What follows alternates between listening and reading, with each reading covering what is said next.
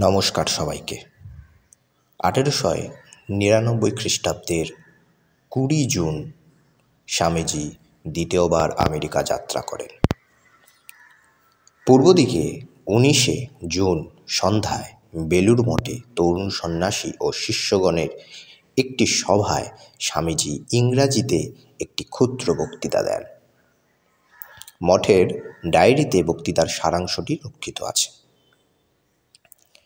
এখানে সন্ন্যাসীর কর্ম সম্পর্কে স্বামীজি বলছেন যে সন্ন্যাসীদের আদর্শ কী, তার কাজ কী, তার জীবনের শ্রেষ্ঠ উদ্দেশ্যটা কী।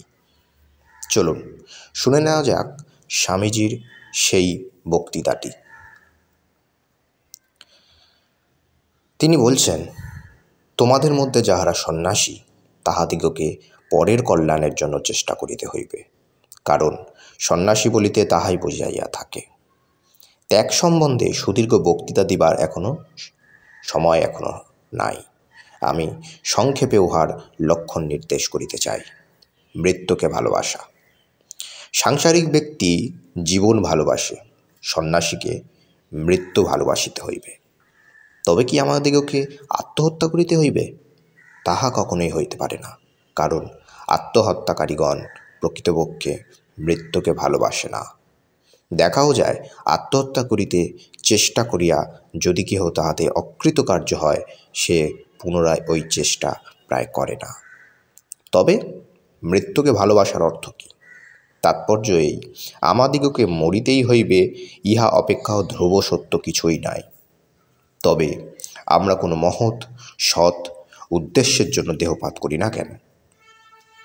আমাদের সকল কাজ, আহার বিহার অধ্যয়ন প্রভৃতি যাহা কিছু আমরা করি, সব যেন আমাদিগকে আত্মত্যাগের অভিমুখী করিয়া দেয়। তোমরা আহারের দ্বারা শরীর পুষ্ট করিতেছ, কিন্তু শরীর পুষ্ট করিয়া কি হইবে, যদি উহাকে আমরা অপরের কল্যাণের জন্য উৎসর্গ করতে না পারি?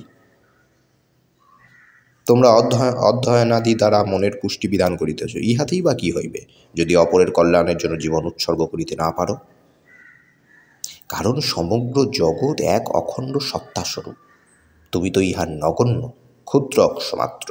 সুতরাং এই ক্ষুদ্র আমিত্বটাকে না বাড়াইয়া তোমার কোটি কোটি ভাইয়ের সেবা করাই তোমার পক্ষে স্বাভাবিক কাজ। এই হলো স্বামীজির ত্যাগের আদর্শ, স্বামীজির মৃত্যুকে ভালোবাসার অর্থ। আজকে ভিডিওটি ভালো লেগে থাকলে আমাদের পাশে থাকবেন। নমস্কার, ধন্যবাদ।